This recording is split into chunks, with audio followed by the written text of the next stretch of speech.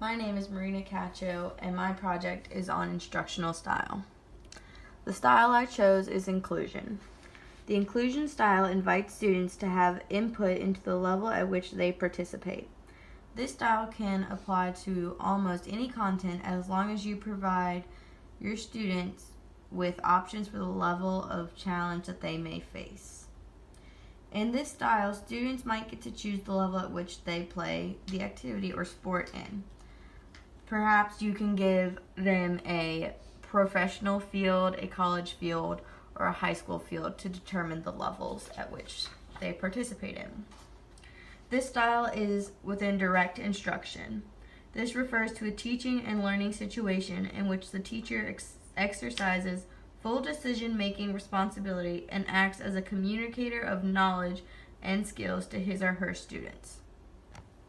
With the inclusion style, there's always the initial task, a simplification of the task, and an extension of the task. For an example, fitness or just regular push-ups would be simplified as push-ups with the students' knees on the ground.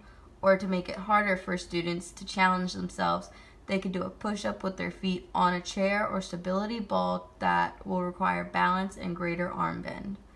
Another thing would be a soccer or basketball dribbling skills.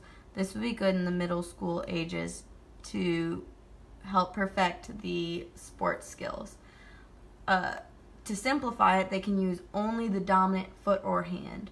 To make it harder, they can use only or both the non-dominant hand or foot when dribbling. One last example would be when a physical education class is learning how to dance. This will be good for the elementary skills when they're learning locomotor skills. They could work on the grapevine step as their initial task.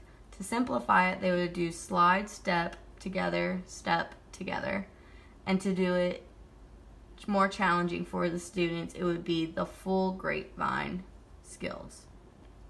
In the elementary grade level, students are still learning their bodies and how to move.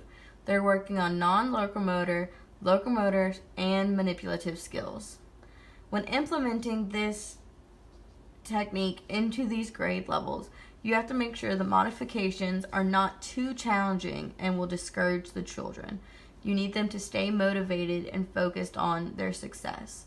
Small successions and multiple successions will help students be motivated to continue and to complete goals. An assessment for this would be to see how far students can go within each unit, with the units being broken down by non-locomotor, locomotor, and manipulative skills in that order. An example of non-locomotor skills would be stretching, bending, pulling, and pushing.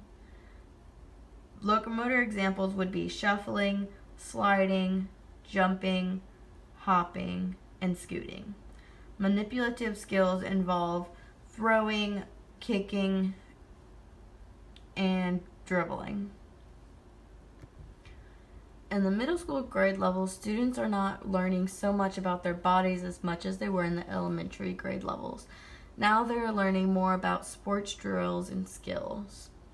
It is important to make sure that the modifications challenge the students more than the elementary levels did. If the modifications are too easy, the students will get bored and not care as much about their success.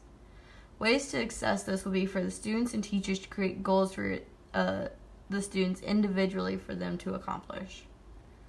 At the high school grade level, they're not focused on locomotor, non-locomotor, and manipulative skills as much, nor sports skills, but now how to continue their healthy lifestyle outside of school.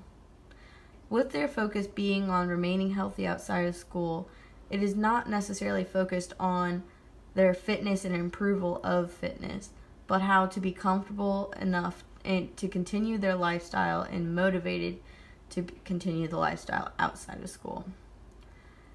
With this, it is important that knowledge upon their resources outside of school is known. To assess this, you can do an oral test, a written test, or even a project to where the students have to make a gym routine and a healthy fitness routine and also how to properly use the equipment could be a physical test. Thank you for listening to my project. My sources were from the Essentials of Teaching Physical Education Curriculum Instruction and Assessment book by Stephen Mitchell and Jennifer Walton Fizette.